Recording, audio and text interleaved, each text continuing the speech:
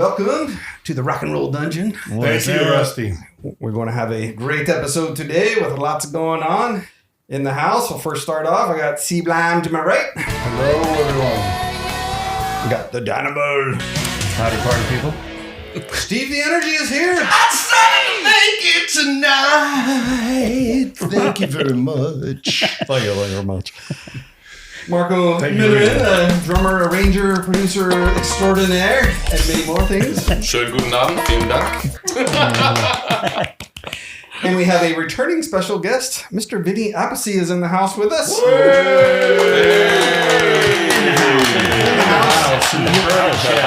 You might know him from Kill Devil Hill, Heaven and Hell, Sabbath Nights, Last in Line, Black Sabbath, Dio, Derringer, and many other projects. John Lennon. John Lennon? That's yes, right. that's true. Actually, Just yeah. a little guy. Yeah. The guy that might have made it. Yeah. So he has returned to torture himself again to sit with us. That's what happens in a dungeon. That's right. Yeah, So, 2 times. But before we do that, before we jump into all of those wonderful topics that we're going to get into, we're going to do a little taste. We're going to do something different today.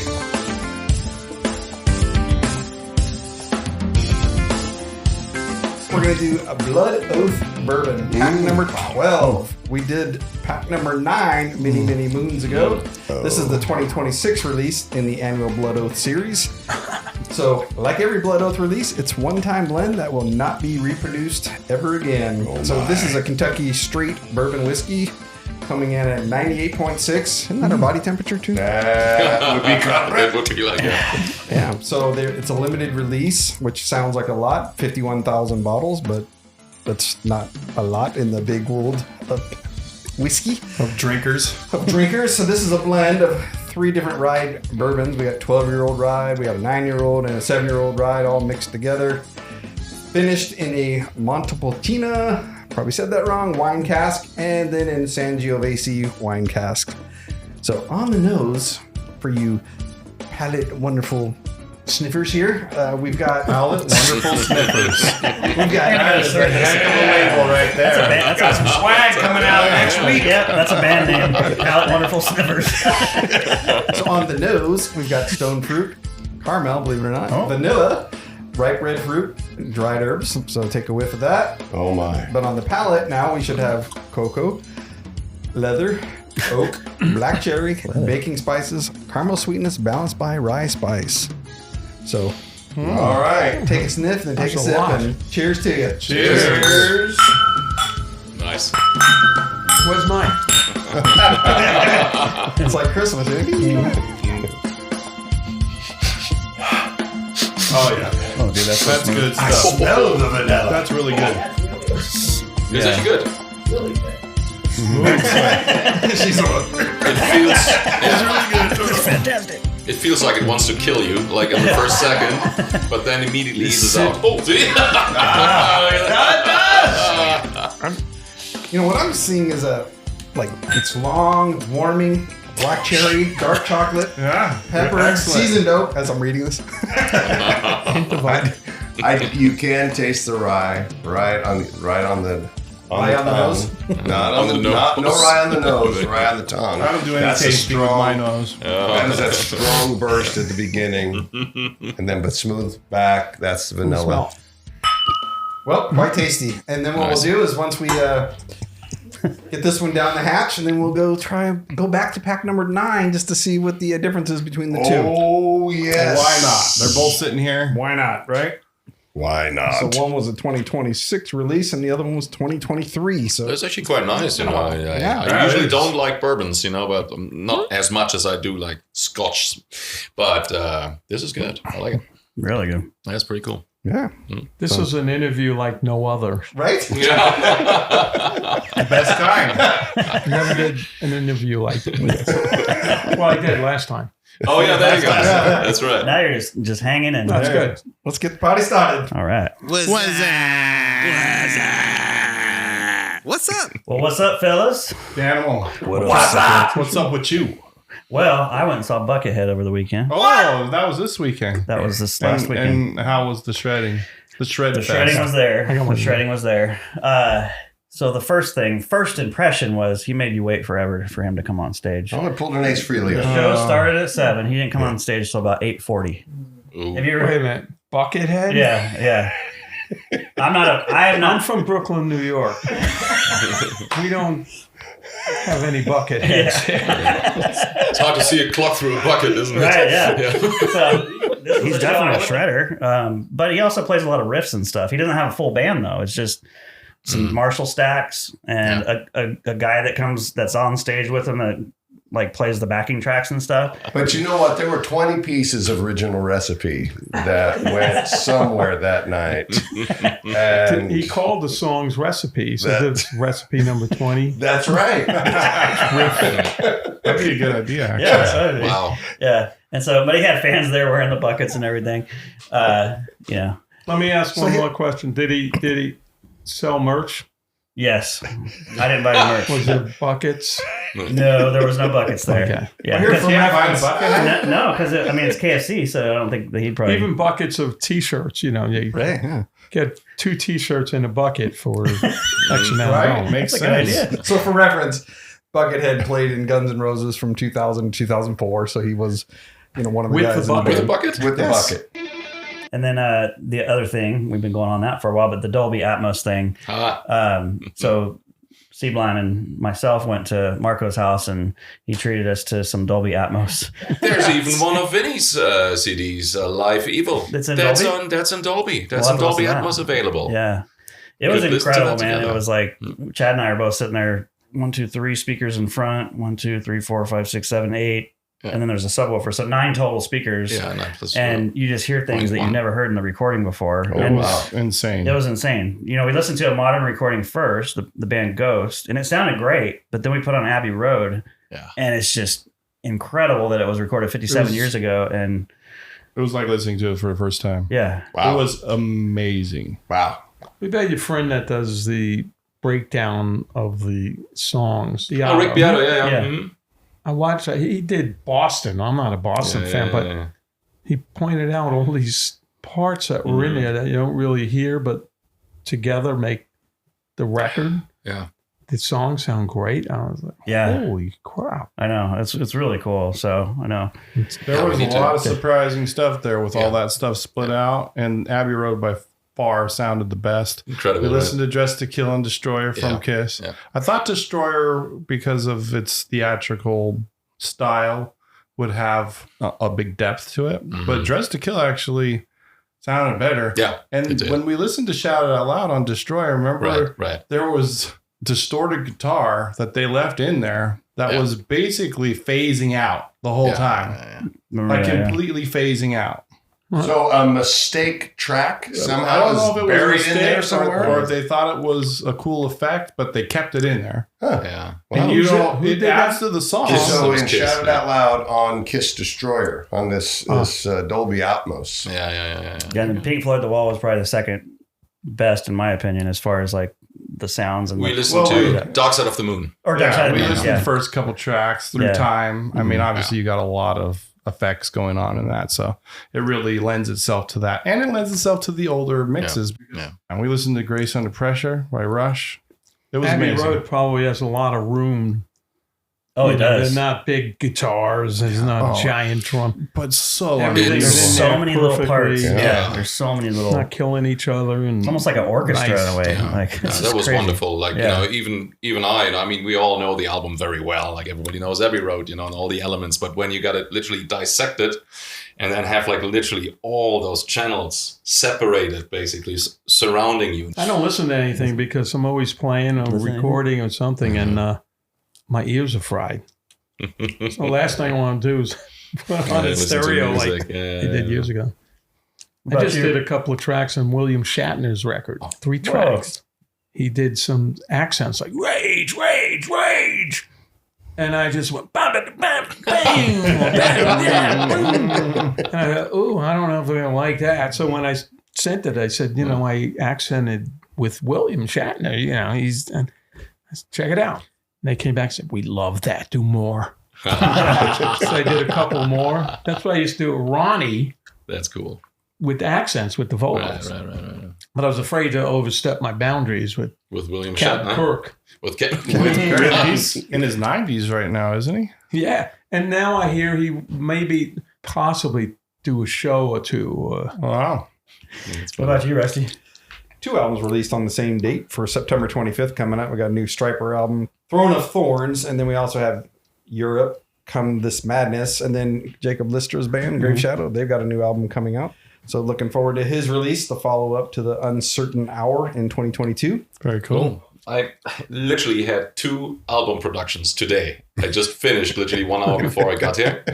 One is a remake of a movie called Nosferatu, the classic one, and I'm doing this with Jordan Rudess from Dream Theater. And there are like, some special guests who I won't name yet, but it's a guitar player project. I got connected via Guthrie with that and Jordan. So more later about that. So it's a 90-minute movie, and I just finished it today. It took What's me the name of the movie? Nosferatu. Oh, Yeah, the vampire. the vampire. Yeah. And another production with my friend Nick Becks, who I played with in Stephen Wilson's band, and all that. And what I've been listening to, Queen 2. Oh, yeah. In Dolby Atmos. Dolby. That's the one we missed. next. We missed it with That's Yeah. Next. I Yeah. highly recommend it if you know that album. Yeah. We didn't get out of there till 1 a.m. as it was. So yeah, it was a 6-hour listening session. Yeah, it was. It was fun. Dan's like, I got to go after this song. We're 2 albums later. He's Especially you were like, okay, let's pick like 2 songs of each, and then Abbey Road came on. You guys like, we gotta listen to the next one. This is the whole thing. Yeah, all the way through. Yeah, then the next thing and in the end. The heck, I still got Her Majesty in there. Well, you gotta wait. That's 25 seconds of silence. Years ago, my brother, I think he was playing with Cactus or right after Vanilla Fudge in the early 70s. Stayed at his house, and he used to have the music room, the hippie room. Yeah.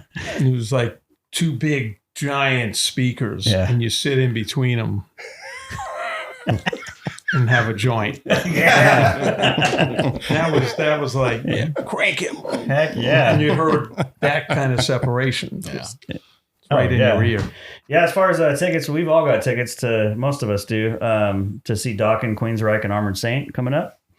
So looking forward to that. Corrosion of Conformity's coming around, Evanescence. A show that I'm looking forward to that I don't know is going to happen, but I'm going to ask Vinny because maybe he knows it might happen. So the answer's no. The answer probably is no. But you're in Joel Hoekstra's 13. Yeah. And those albums are great. We just reviewed his album that just came out this year. Of course, you're on all 4 records, along with Tony Franklin from Blue Murder and several other things, Affirm. Are you guys going to tour that music? I would love to see it. proposing going to Japan because you want to go to Japan. Yeah, okay, but no mention of how much we can make. And so that's important to pulling this together. You know, at least we know what we're not going to make or make, blah, blah, blah. So hopefully that'll come through. That'd be great. But Yeah, I don't know it's if I can fun. get to Japan, but I'd love to see that music played live. That'd be We awesome. played on a cruise once. My first album, I never met anybody in the band, and Joe said, "You want to do the cruise?" I said, "Okay." It's, weekend thing. Flew in, and then it was like, "Hi, Joe, I'm Vinny." And, I played on your album. We just met, and we rehearsed for 2 hours. Really focused on it. And we went out and played, and it was brilliant. It was tight. Yeah, so it'd be fun if we can pull this off. That'd be awesome. Okay. That music is so good. it's That really album good. is all great. the It's albums very are great. I love playing with Tony Franklin, man. He's Yeah. unbelievable. Yeah. He Unbelievable. listens to what the drums play, and I listen to what he plays, and then we just connect. Lock in. Yeah. It's so easy to play with. Well, with that, let's wrap it up and let's move along to the 4x4. All right. 4x4. 4x4. 4x4. 4x4. 4x4. All right. It's time for our 4x4. And in honor of our guest today, we are going to be talking about one of the influences that he said was a big influence in your life when you were learning how to play the drums. And that happened to be your brother, Carmine Appice. No. A piece. Oh, yes. Piece. He's a piece, yes. Carmine Appice doesn't exist anymore. He went with William Shatner. Never to be seen or heard from again. He was inspired. So our Albums top and 4 influence. tonight is going to be about the top 4 album releases that feature Carmine Appice on the drums. Mr. Rusty Bones, what's your number 4? All right. I'm going Blondes Have More Fun in 1978, Rod Stewart. Really? You got the hit song, Do You Think I'm Sexy? You got a little disco going on there.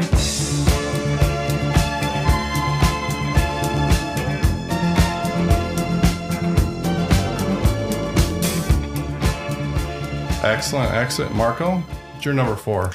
Cool. I'm gonna go actually. All right, I'm gonna join in for Rod Stewart. Wasn't he playing on a live album, like a double live album? Yes. I forgot what it was He did a called. live album. What's it called? Yeah, he did a live. But it sounded good. It sounded great. Like the sound itself as well, and the playing, and they were locked and glued. So I picked that one.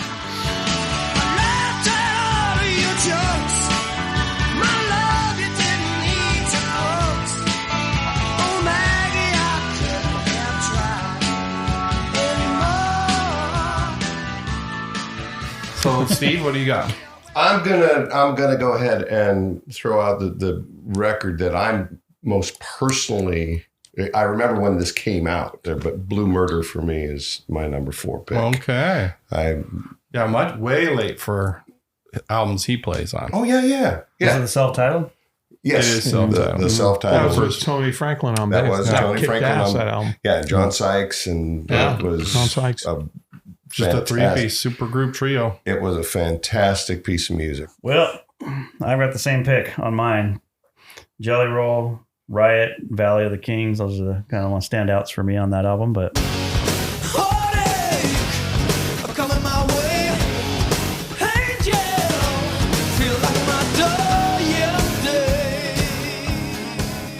There's going to be doubles here. All right. Did you say pour me a double? My number 4 is also a self-titled debut record. It's the Vanilla Fudge debut record. Came out in 1967. There you go. Mark Stein on lead vox and keys, Tim Bogert on bass and BGVs, Vince Martell on guitar and BGVs. Of course, Carmine on the drums. So it got a psychedelic rock vibe during that time. It's really cool. Bit of a Cream sounding record, I would say. You could hear that kind of, they're contemporaries at that time. So you can hear maybe they're influencing each other. And they do a ton, like they did in those days. They covered a lot of other people's songs. Yeah, they didn't write their own stuff. Right. So you have Ticket to Ride is on that record. People Get Ready. She's Not There. You Keep Me Hanging On, which is a big hit for them. Supremes. Yeah. Mm-hmm. Eleanor Rigby. All psychedelic versions of it. So Great version. that's right. Killer. So that's my number 4, Vanilla Fudge, the self-titled debut. Set me free, what's on you, babe? Get out my life, what's on you, babe? You really don't want me, you just keep me hanging on. The Vanilla Fudge, that album blew people away. And Carmine met George Harrison once, and he had the album in his hand. Oh, wow. So it was actually Boy. influencing George and maybe the rest of the Beatles. You know, they were from Long Island. Carmine's from Brooklyn, so he joined them. They used to be called the Pigeons. What kind of shit is that? What do you think of them, Pigeons, right? So I think the record company goes, you guys can't go out as the Pigeons, you know. And then some girl supposedly said they sound like a black band and a white band because they were soulful. Mark was very soulful. So she said, you sound like Vanilla Fudge. And they kept the name. It's a great name. Yeah. that's awesome. It's a great And name. then they had that going for them. Record went gold. They were like oh, now my brother's a rock star. I was really young. I was Yeah, what's the age difference between the two of you? 11 years. Now it's 15. With potential to grow. You know, what happened was I changed my age to Celsius. I'm only 47. Good move. So then they did the second album, right? So they had the world by the balls, and the producer wanted to do this concept album called The Beat Goes On. And what it was music throughout the history. And they played some of it, and some of it was about the Vietnam War, the presidents talking, the politicians, and all the war stuff and violence, so that the album died. So they blew that whole momentum. Yeah. Interesting. Well, you can't get much better validation than having a Beatle walk up with your album under his arm. Amazing. Unbelievable. Yeah. All right. Number 3 pick. Rusty Bones. Got another daily double here, and it's the 1989 release of Blue Murder, the self-titled album. It was already mentioned the songs Jelly Roll, Riot, Valley of the Kings, and Billy. But yeah, I mean this is really the heyday of the glam music, of the glam hair metal, whatever you want to call it. Third wave time, actually. Now he's third wave. And did you guys meet before this show? We actually don't do that. We are all fresh. Yeah. Marco, what do you got for your number 3? So number 3, well, I don't know the Blue Murder album, believe it or not, so I will have to do homework. Yes. But I was talking personally with Carmine about his playing on the Paul Stanley solo album. Yes. And he told me that those were demos that Paul later on used, some of the songs together as one. That's where Carmine was on actually, or is on. So I kind of found it fascinating, and I think it might be even the first time that I heard your brother play. When I was like literally seven or 8 years. Oh, well, I was 7 or 8 years old. That album came out in '78. It has for me a sentimental value. So there you go.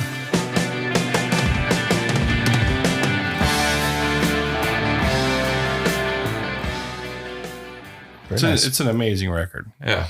It is. I didn't choose it just because these other ones feature Carmine throughout the whole record. Yeah. Phenomenal record, that Paul Stanley solo record.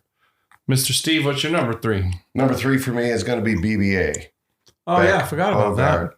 that. Beck, Bogart, and Appice. It's great music. Just getting Jeff Some Beck. big time players there. I love hearing Jeff Beck's playing, and then Carmine's filling everything up. And it just seemed that Tim Bogart really was the glue for the whole thing, and become really the bridge of what the 3-piece was doing. Just great music. Kind of like Jack Bruce did for Eric Clapton. That's exactly right. Yeah. That's exactly right.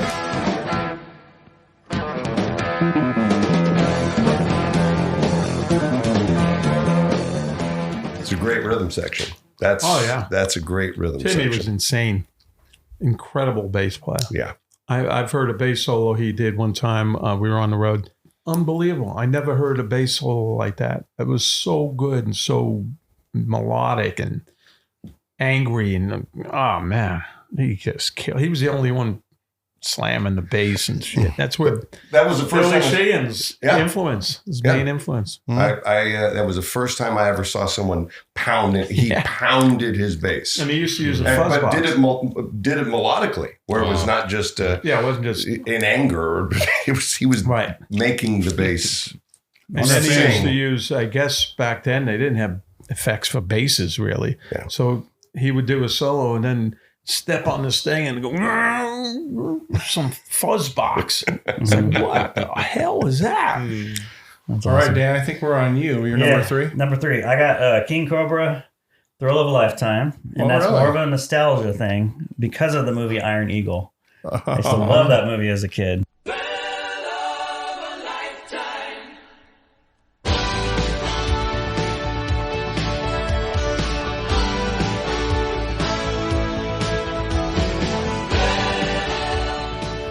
All right, my number 3 is also King Cobra, but it's the self-titled album. This is the 3rd record. They self-titled it. You know how much I love when they self-title an album that's not the first record. So it's self-titled, but it's not the debut record. It came out in 2011 with Paul Shortino on lead vox. Oh, wow. 2011. Yeah. David Henzerling on guitars and background vocals, Mike Sweda on guitar, and Johnny Rod on the bass. Some great songs on this record: Rock the House, Live Forever, Tear Down the Walls. And that's my number 3, King Cobra, self-titled.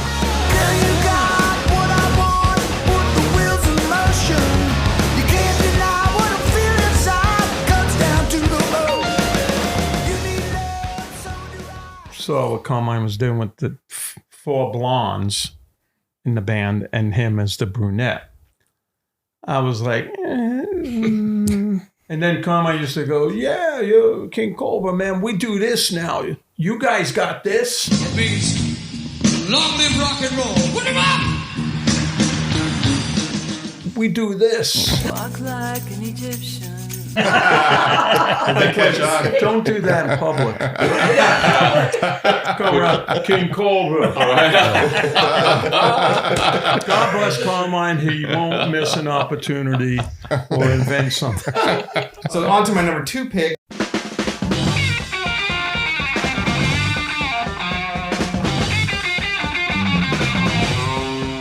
Well, I'm sitting over here on a parchment bound. Self-titled debut album from Cactus. Parchman Farm, Let Me Swim, You Can't Judge a Book by Its Cover, Long Tall Sally, and Evil. Parchment Farm might have been the seed planted in Van Halen for Hot for Teacher. Oh yeah? Wow. Oh, yeah. Oh, yeah. The first Cactus album is Rusty Day on vocals from Detroit. Jim And you can't go McCarty. wrong with that name, Rusty. I mean, come on. He got shot in the bar, sorry. Maybe you Poor can't go Rusty. wrong. And Jim McCarty, he was with the Detroit Wheels at some point. Tim Bogart on bass and Carmine. And they did that album, which greatly influenced Van Halen. Eddie used to tell Carmine, yeah, we love that Cactus album. And then the album was Cactus on the front cover. And they had their version of the album cover was the cactus sticking up and 2 round cactuses there, like a package. You know, the cactus. yeah. Boom, boom. But the record company said, no. So if you look at the cover, I don't know if any came out with the original cover. There's more balls added to it. That's cool. That'd be a collector's item if you actually found that album with the You're gonna have 2 to start balls. looking for it. Right. Number 2, Marco. Well, I purposely kind of, pick like odd ones out, right? So I've seen, that was also when I was fairly young, when I was like 11 years old.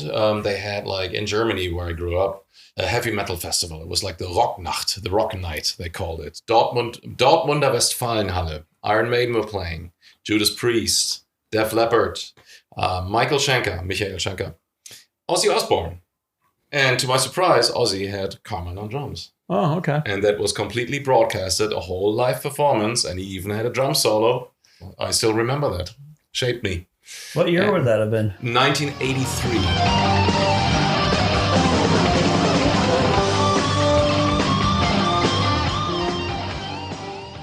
Carmine plays with Ozzy. He winds up getting fired. He did too many drum clinics on the tour, press. You know, every town they went in, he had press. Sharon Osbourne would see this stuff, and then she just said, that's it. They're firing him. So he had his own shirts, Carmine App.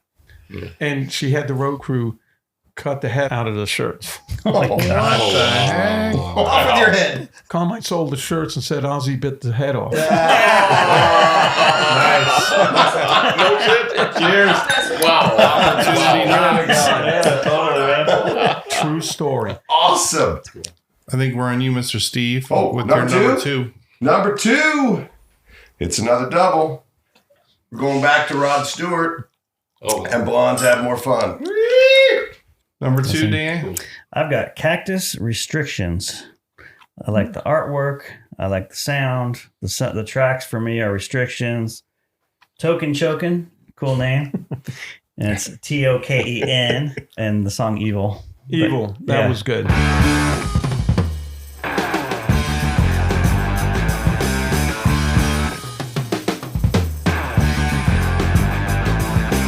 You're a long way from home. Can't sleep at Very cool, very cool. Well, my number 2, I'm sticking with the same band, King Cobra.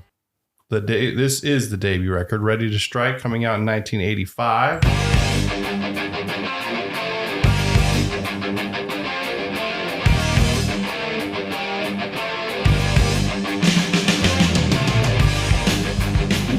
Absolutely great album. Great songs on that record. So, 1985, Ready to Strike. You guys ready to do number 1? Ready for number 1? You got something different to offer us? Sure don't. Vanilla Fudge. I mean, just because it was so groundbreaking. It was CD's number 4. Okay. First one? Yeah, the debut. It was heavier rock remember before the now. heavy rock like Led Zeppelin came out, but it was a big influence on John Bonham. Yeah. Carmine's heavy use of triplets, massive bass drum accents, sheer power.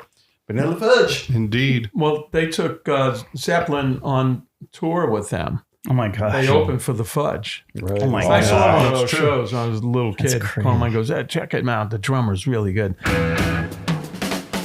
the days of my youth, I was told what it means to be a man. So a couple of promoters, they didn't want Led Zeppelin on the show because they actually went on stage and they were getting booed.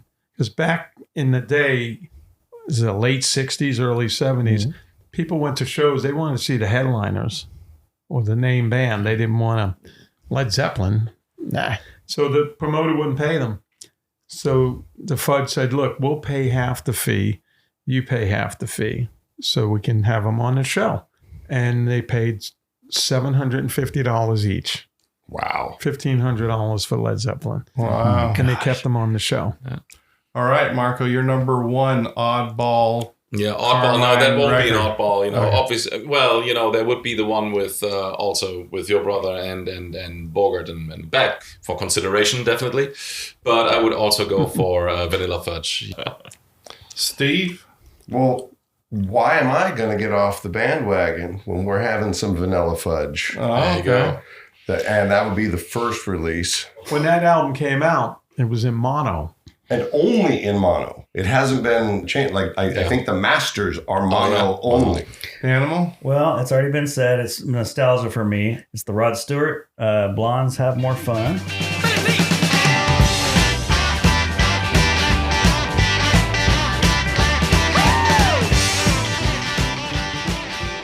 My number 1 has been said by everybody.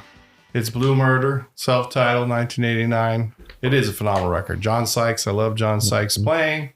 Tony Franklin, of course, on bass. Solid record through and through.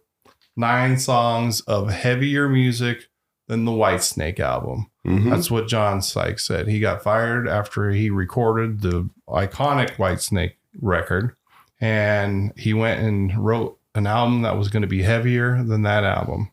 And it turned out to be Blue Murder. Songs on there, Riot, Valley of the Kings. Of course, the song Blue Murder with that simple but heavy drum intro.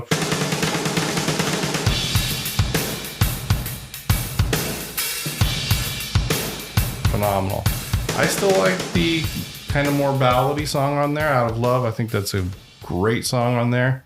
Billy, Black Hearted Woman, great record. If you don't know that record, definitely should check it out. That's our Carmine top 4 list, and now we're going to get into our guests. His little brother. Not little anymore. I used to be Carmine's brother. That was my title. This is the featured subject. For our featured subject tonight, we are going to do our Discography Desirables, and tonight we are doing one that doesn't focus just on a band, but focus on a specific artist. In this particular case, it's our guest, Vinny Appice. Yes. We are going to go through 9 records that he was in the band on, and we are going to pick our favorite tracks from those records. Perfect. We're going to go in a chronological order of when these albums came out.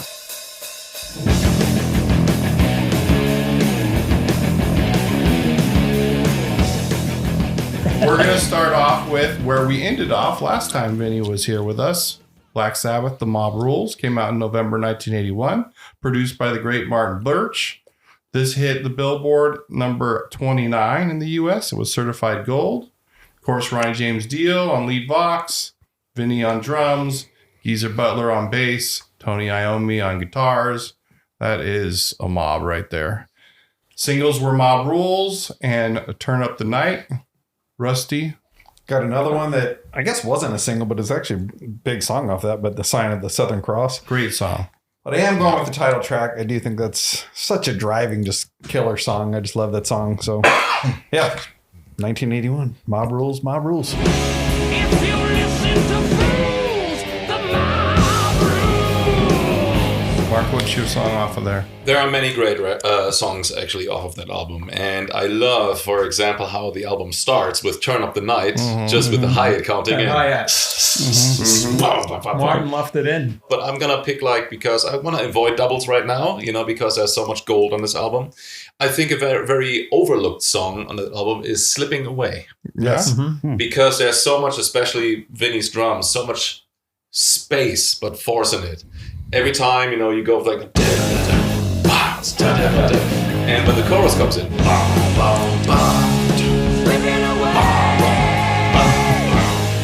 cool. Just as a bass Thank you, player bro. was, Hey, you're quite welcome. it is the Turn Up the Night intro. That right those 8 counts. That's it for me. That was it. I was already sold. It was a hi-hat intro, but it wasn't like closed hi-hat. Like it was full on. Hi-hats are open. Ready? So we couldn't cut it. Bad. It was fantastic. That's it for me. That for me, that's the record. I love the record right there. Thank you. Thanks, Vinny. The Animal. Yeah, that was the second favorite for me on that album. I like Sign of the Southern Cross. Awesome title, awesome song. And it's the sign of the Southern Cross. It's the sign of the Southern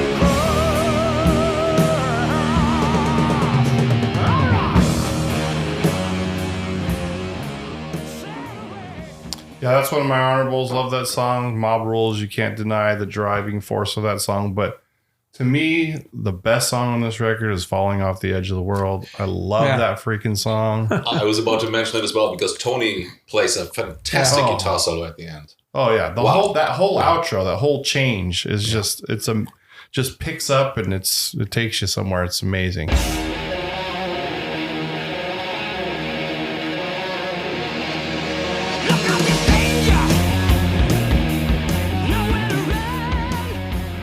What's your favorite song on Mob Rules? Probably Mob Rules. Yeah. It's just such energy. And, Well, that is the correct answer. and I gotta go. You still play that song, right? In Sabbath nights and everything? We open up with Turn Up the Night. Oh, yeah, we play Mob Rules. Yeah. Turn Up the Night, Children of the Sea, and then go slamming the Holy Diver. Oh my god. Kicks ass. And this band I got, it's killer. Yeah, they are. Mob Rules was originally written for the movie Heavy Metal. We were on tour with the Heaven and Hell album. I just joined the band. And when I joined the band back then, it was like, well, when Bill comes back, you can go work at AutoZone. Okay. So now all of a sudden this opportunity comes up. They go, Warner Brothers wants a song for the movie Heavy Metal. So we had a couple of days off. So where do we go? We wind up going into John Lennon's house. He was passed already. Ringo owned it, and there's a studio in there. And that's the house where he did Imagine. Yeah. It's just amazing. Open up the closets, Beatles stuff falling out, platinum awards. You can imagine. Imagine no possession. So that's where we wrote and recorded Mob Rules. Wow. And I got John Lennon's room. No Freaky, weird shit. That is. Right 'cause- after he passed. Yeah. This would be pretty Any, close to any it. weirdness happen in the house at all, or Well, one night, no, I'm kidding. The Beatles record went backwards. And it said, "Get out. Get out of my room while you can." I thought, you know what? I saw too many monsters movies, Frankenstein movies. I don't want to stay in this room tonight by myself. So I got a different room. Stupid me. I should have stayed in that room.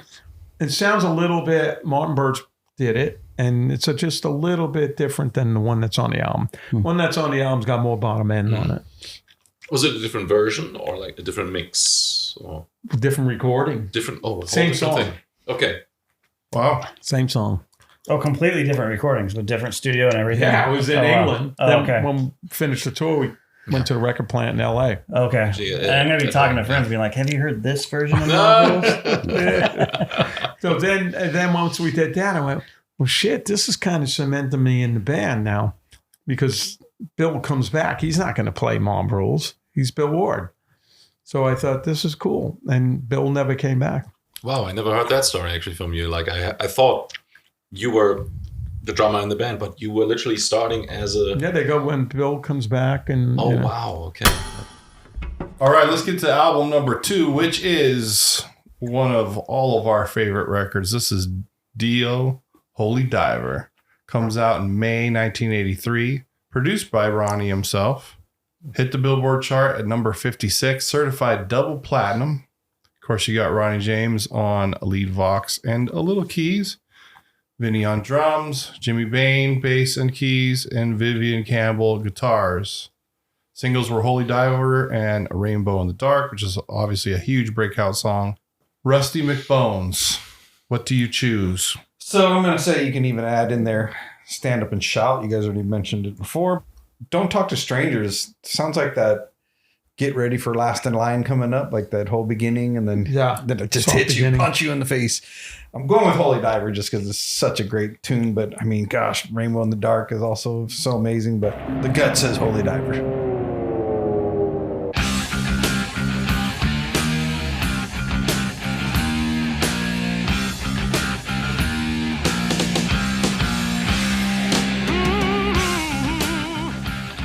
Yeah, I remember when that album came out, and it was an absolute force. And I never forget when I put the turntable on and Stand Up and Shout came on. I was like, you got to be kidding me. And by that time, bands like The Police were already out. But a song like Stand Up and Shout had the drive, even that The Police would have and stuff like that. It was like a...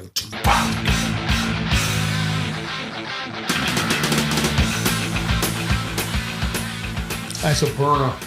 Unbelievable. It was unbelievable. And just like, it was a drummer's drummer song as well. Mm-hmm. Like to this day, people will mimic, the drum fills. So every time I'm delighted when we get a chance to hang and would jam over stuff like that. So yeah, I have to name Stand Up and Shout. Stand Up and Shout, we were going to, original title was Sit Down and Relax. It just didn't fit. All right, Steve, your favorite song. You know what? Let's just go Stand Up and Shout. All right, we're just going there. We're going there. Sit down and relax. Sit down, relax. I heard about that. Good call. What do you got, Daniel? I got Rainbow in the Dark.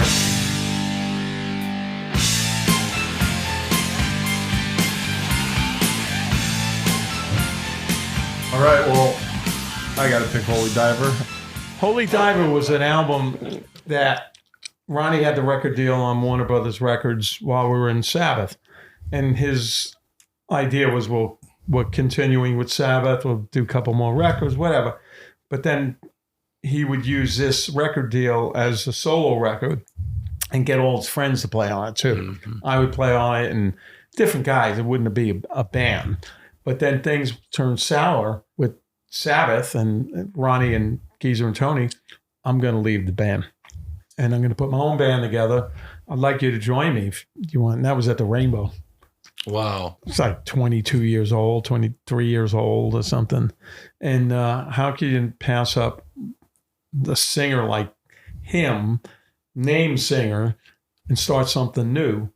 I could have stayed with Sabbath, which I love Tony and Geezer. That would have been fun too. But I thought this would be really something else. Because when you start a new band, there's no walls. Right. This was like wide open, man. The word can't wasn't in the vocabulary. So, well, thank you. You made a good choice. Yeah, we're glad you said yes. Yeah. And then we were having so much fun making that record at Sound City Studios. Yeah. And also we smoked a lot of pot, and they would drinking Jim Beam, and Viv didn't even smoke pot. He'd have a beer once in a while. But Jimmy and Ronnie would have a nice shot. And one time the Fudge came in. Yeah, they're going to rehearse next door. So there's room here. So they're rehearsing. Let's lock them in. So we took all the road cases. We piled them up. They couldn't get out. And then we went in our room and started playing and left them in there for an hour or two or something. They couldn't go use the bathroom. It was so much fun. We had a ball in there. Let's move on to The Last in Line, which came out in 1984, July to be specific. Also produced by Ronnie. This one hit number 23 off of the back of Holy Diver doing so well. Certified platinum. Added Claude Schnell to the band at this time. The singles were The Last in Line, We Rock, and Mystery. Rusty? I have to go with, again, the title track, not to just pick all the title tracks, but there's a reason for it. That kicks ass. Yeah, Last that in song's line. a great song. A ship without a storm, a cold without the warmth, light inside the darkness that it needs. Yeah, I probably would have to pick that song as well. And it was actually very interesting because when that album came out, that was exactly when all of a sudden I got into a very different direction musically. I was like still a young teenager by that time, and I went into Zappa and into like, you know, all the jazz stuff before I came back to heavy metal. And I vividly remember that at the year when these albums came out was Last in Line 84. 84.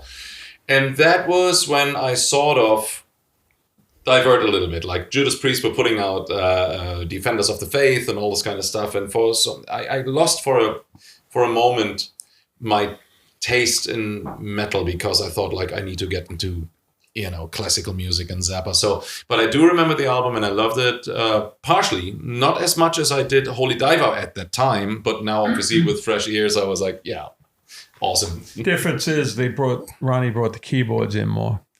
Do you like Holy Diver more or The Last in Line? Is that sort I like such Holy a... Diver more. I mean, that's my baby. Like, Yeah. you had a baby, that's it. Yeah. But a couple of the songs, Last in Line, We Rock. What's the other fast one? High Speed at Night. I speed it. Oh, yeah. There's some burners on there. Yeah. And then the there rest is. of them, like a mystery. The keyboards and oh, please. What you got, Steve? I got the burner. I speed at night. Oh, really? That's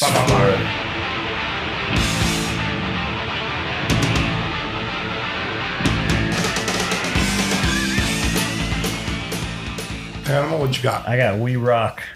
Another great That one. kicks Yeah, ass too. that was when freaking hits those damn drums so hard. Like it was just, it's rad.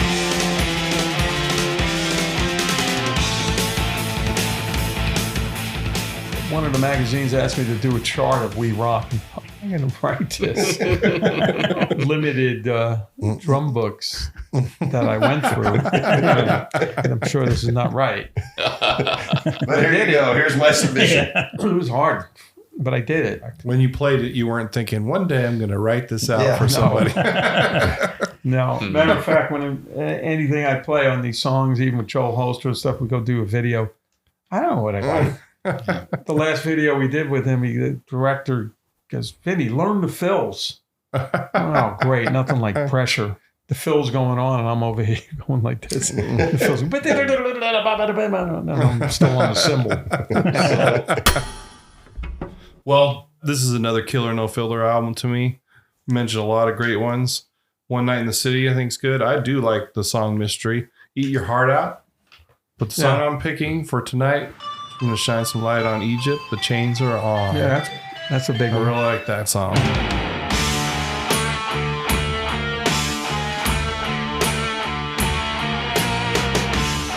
That is Dio, The Last in Line. Now, in 1985, Sacred Heart came out, also produced by Ronnie James Dio. This one hit number 29, certified gold. There were no band changes, so the same band from Last in Line. 2 singles, Rock and Roll Children and Hungry for Heaven. Rusty, what do you got? So Hungry for Heaven was in the movie Vision Quest. Yes. I mean, I like Another Lie and even the title track. Because he is the king of rock and roll, I'm going with Ronnie. He's the king of rock and roll!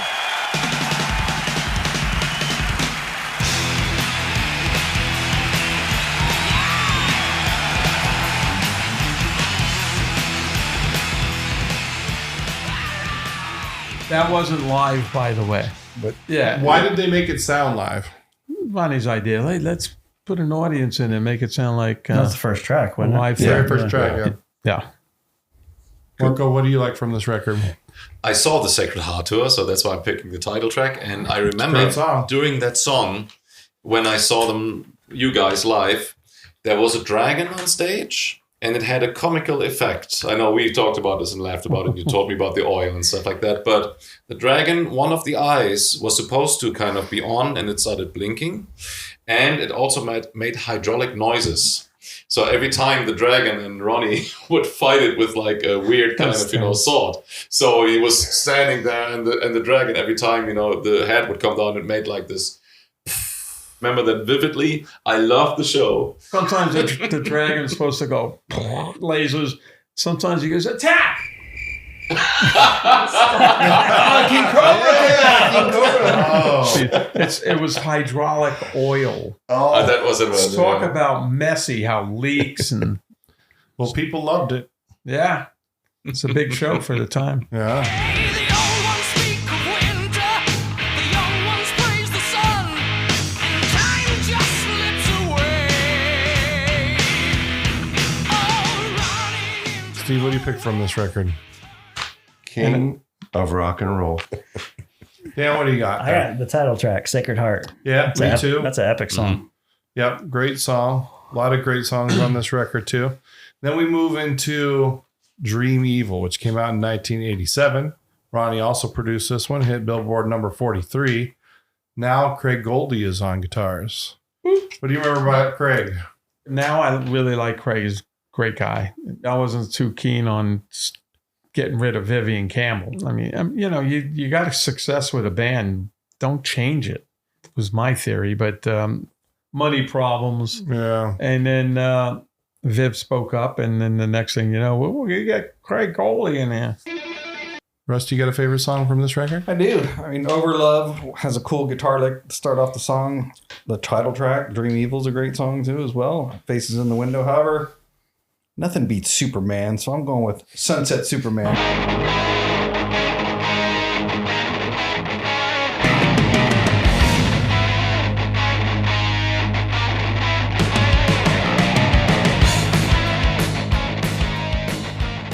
Mr. Marco? I kind of, zoned out by the time I went into producing my bands and doing my first shows and having my first Okay, record be deals. like that. I know I learned it. Okay. Steve, you got a favorite from Dream Evil? I do. Sunset Superman. Yeah. Sunset Superman. I liked Sunset Superman, the past part. Yeah. Oh, well, that was about his security personal guy, big fat guy, Bill.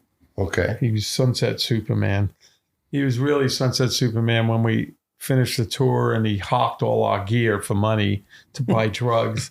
And then we found out, then he would go back and buy it back before we rehearse again. Wow. Yeah. It was That's so quite funny. a racket someone Jesus. had going Big on. racket going on. Yeah. That's crazy.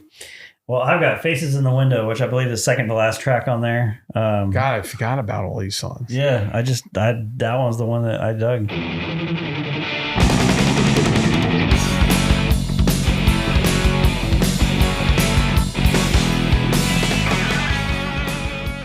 Night People, great song. Dream Evil.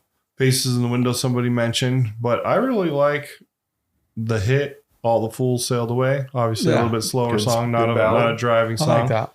But there's a great melody in that, and it's a passionate delivery. And as we drift along, I never fail to be astounded by the things we'll do for promises. And I'll say,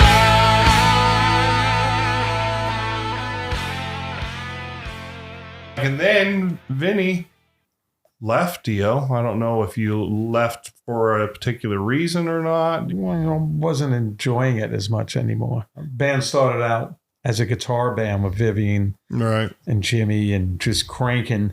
Now it's turned into something else, a little bit lighter, a little smoother. Vinny would reunite with Ronnie and Geezer and Tony. And that's when Dehumanizer came out in June 1992. Produced by, Reinhold Mack. yes, hit From Billboard number 44. This was the Mob Rules lineup, except for you had Jeff Nichols now on keys. Singles, TV Crimes, and Master of Insanity. Yeah. Rusty McBones. What's the song from this record that stands out to you? I mean, you also got I and Time Machine. Time Machine was what I put down originally, but I'm going to switch it up now, and I'm going to go to Computer God, the opening song. The thing is just Awesome song. punch in the face driving. Yeah.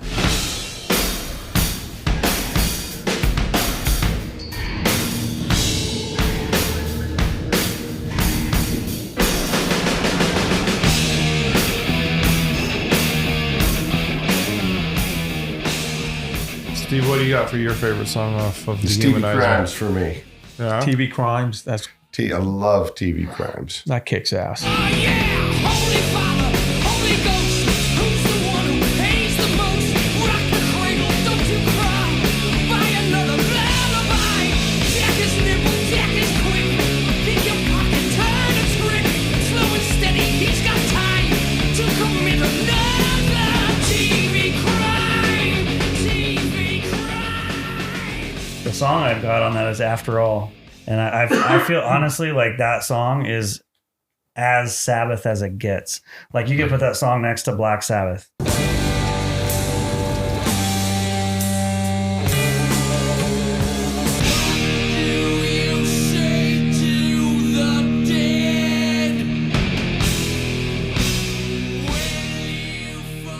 That was something Tony used on his guitar, the thing you put on his Oh, string. the Ebo. Ebo. yes. Okay, I have one of those. Yeah. Ebo. Or a sustainer from the Fernandez guitars. TV Crimes, great song. Sins of the Father, really like that song off Dehumanizer. Too Late, but to me the best song on this is the live staple from after it was released, song I. Right here on my own, but I still rock you. Since I wasn't asked what my favorite song was of that album, Marco, what's your favorite song on this album? You don't have to be Yeah, what is your favorite song? what's my favorite song of the album? I know an alternate version, strangely enough, that was kind of, sent to me by the engineer who did the album and Alex Garcia. And you guys recorded like a pre-production. Yeah. And what became Computer God was called before. Something else. I need to send you that Was it actually. literally called something else? Yeah, it was called something. No, I Yeah, remember. I have it here, but I need to send you that. And it's raw, it's great. And you told me then the story, I guess, that you moved studios or something like that. Yeah. So that became Computer God. Well, That album was originally started with Cozy Powell on the drums. really? It was Ronnie and Geezer, Tony and Cozy. And Ronnie and Cozy weren't seeing eye to eye. They weren't getting along very well. They were in Rainbow together back in the 70s. Yeah, but they weren't getting along. Cozy was in it because he played with Tony in the last Black Sabbath version. So then Cozy went horseback riding, fell off the horse, broke his pelvis, Oh, wow. and all the King's men and all the King's women couldn't put him back together again. So you got the call. And they called me, hey, you want to play with the guys? So I said, absolutely. Who wouldn't want to play with the boys again? So I'm on the phone with Wendy. We made a deal. Here's the deal. Then I thought in my warped mind, hey, Wendy, I got to tell you something. I gained like 250 pounds. I had to get a special seat made for the drums because I'm big now. She's, oh, okay. Get over there. Now they all think I'm like 400 pounds. Why'd you do that? Why not? You literally did that. Why not? So go to Tony's house and somebody announces, Vinny's here, like to warn them. So I start walking in and I could see them peek around the hall like kids. You bastard! You fucking bastard!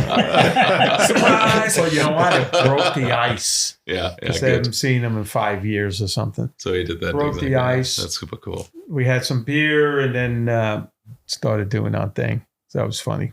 It would not have been the same if Cozy was the drummer on that record. That's the Mob Rules lineup, and Yes, that's what it should have been. We had a vibe, Yeah. together. Like we had the song with Jam, and I'm recording it on cassette. And then Tony didn't know where to go, so he stopped playing. And me and Geezer went do do do do do do do do do do do do do do do. Kept it going for a little bit. Cool. Why not put the solo over there? Next day we came in and said, "Listen to that. It's natural." But then everybody's happy again because there was no problem with Ronnie and Cozy because wasn't there. Well, things must have went well on Dehumanizer because Vinny got back with Dio. I don't know how much you remember making the album Strange Highways in 1993. This was produced by Mike Frazier. Right. Hit the Billboard at 142. You had Tracy G on guitars now. Mm-hmm. And a guy that we all know in several bands, Jeff Pilson on bass and keys. There were no singles because they weren't really doing singles in No, the there were no mid-90s. singles on So, that. Rusty, what song would you pick from here? To me, Firehead is really cool because it sounds like a Metallica type vibe to it to me, the way it kicks off.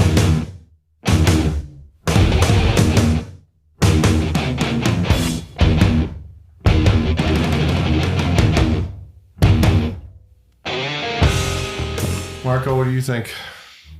I have know to this pass on record that at all. one. I don't know that album. Last time you're lying, Sorry. I won't be See, I was scolded for skipping planning this that all along. Yeah. Steve, do you have a favorite song from this record? I do. I've got "Give Her the Gun." I dug the acoustic intro and then the way the kick in. I forgot how that goes.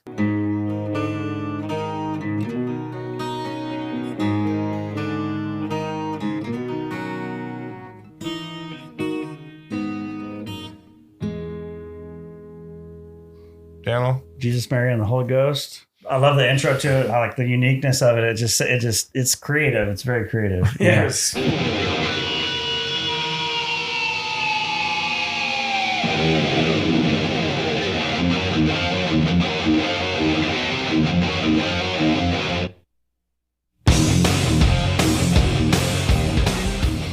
Like I said, this does have a Black Sabbath kind of heavy, dirgy kind of feel to it, especially Strange Which one? Highways. The song Strange Highways. Yes, Strange Highways. Pain's a good song. You mentioned Give Her the Gun, but yeah, Jesus, Mary, and the Holy Ghost, I think, is the best song from this record.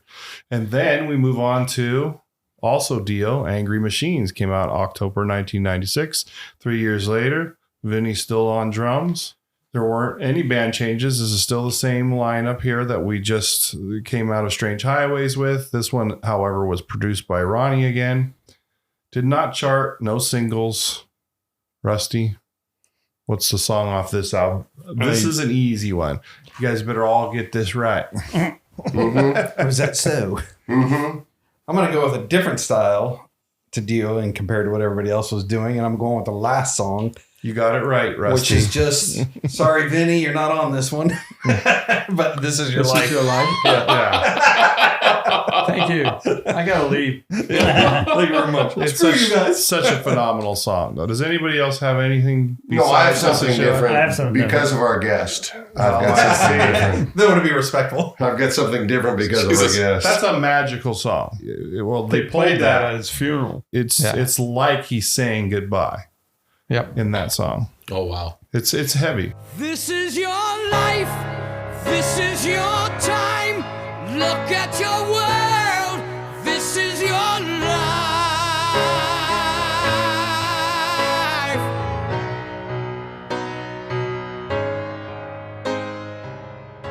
That album, it's like prog to me. Heavy Yeah. prog. Well, yeah, even that. We were playing shit. I'm like, holy shit. When I see a song called "Dying in America," Too proggy, that one. That's Yeah. What about Don't Tell the Kids? And the drum intro on that. that's That's my that's pick. my Right, pick. yes, pick. That's my pick.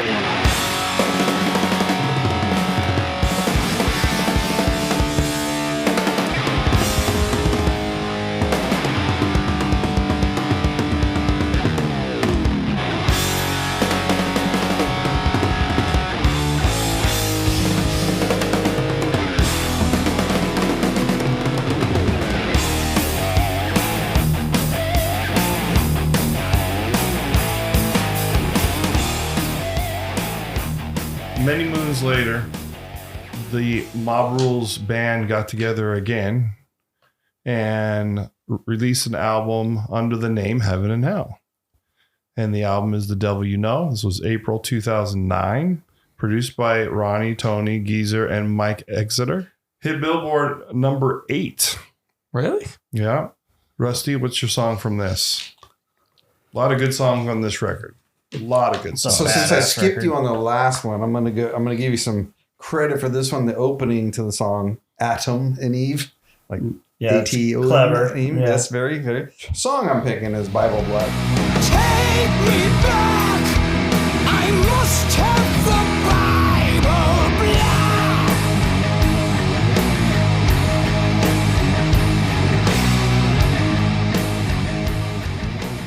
Great vocal from I Ronnie. don't particularly like this album No? because all the other albums we've done, we went in the room and jammed together and played together. This album, when I went down to Ronnie's house, Tony and Gaze were there, and they said, okay, let's play the song. It was done on the drum machine. Here's the song. Okay. So you guys didn't flesh it out together? Nope.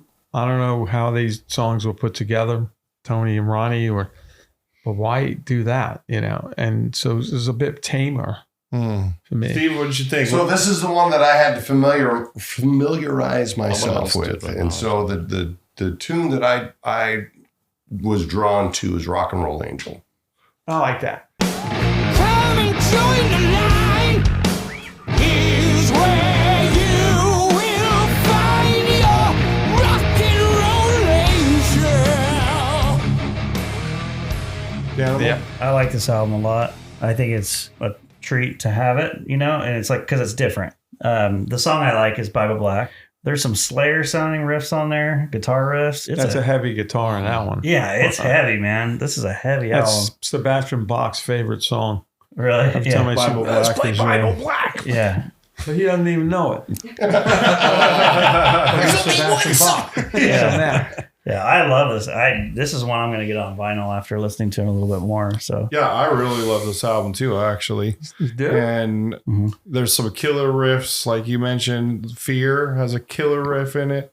Neverwhere, killer riff in it. Eating the Cannibals is a good song. Follow the Tears. But yeah, Bible Black, I think, is the standout of this. And that's Vinny's discography there with Black Sabbath, Dio, and Heaven and Hell. We thank you for these records, and we thank you for sharing Thank you. some information about these records and adding a little bit to our experience. That some of these records I've been experiencing since I was in junior high. It's a blessing to have you here to share these thanks, moments. man. So appreciate I it. forgot about all these records. I know Dehumanizers, Holy Diver, Last in Line. Well, I'm sitting here going, hey, that ain't a bad run. Great. Right. No. Holy shit. Great. yeah. A lot of them. Have you ever played Wishing Well live? No. Oh man, I love that song Yeah, too. it's a good song too. Yeah, certain songs just never played. Lady Evil, I don't think we played that. Really? Gosh. That's a great song. You didn't translate live, or you just didn't put it into the So it set? was never in the set. It was always like, well, that's good, but it's not the big one. Right. Tried to put all the big ones in this. Not my set, this, but Sabbath. Since Jimmy Bain and Ronnie James Dio were part of Rainbow, did you ever consider jamming on some Rainbow songs? Yeah, we did. With Dio, we did Rainbow. We did Man on Silver Mountain. You Long gotta be Rock kidding and me. Roll.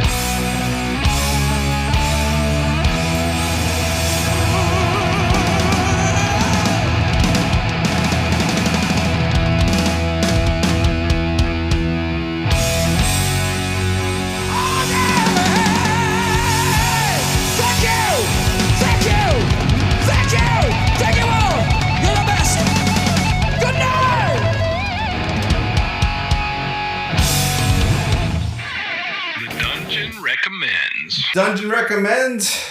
What you got, Steve? I am going to recommend everyone listen to some King Cobra so they can get a new hand gesture. Yeah, but they can't see this. That's You have to describe it. We're going to describe a cobra coming off your elbow. And listen to all these albums that we've talked about. That's right. Yes, Joel Hoekstra's 13 albums from the Fade, Crash of Life, Running Games with Vinny on drums, all excellent records. Anything you want to plug, Vinny? We're doing 6 shows at Sabbath Nights, 2 in Ohio and 4 upstate New York. All right, so I'm I going went to be and doing the laundry tonight. And my Nice. laundry. Yes. That new laundry machine is going to be amazing. Yeah. So I do recommend the same thing. Sabbath Nights. I saw you guys down in Temecula play. I mean, great singer. I mean, everything is just it's solid. That was cool. I mean, I was there too. that was a great show. Thank you for coming in. We really appreciate thank you it. guys. This was fun. Thank you. Great time. Fun once again. So Turn it up, wear it out. and stay thirsty, my friends. We'll see you next time. All right. Thank you for listening to the Rock and Roll Dungeon. Until next time. You're in the dungeon, baby.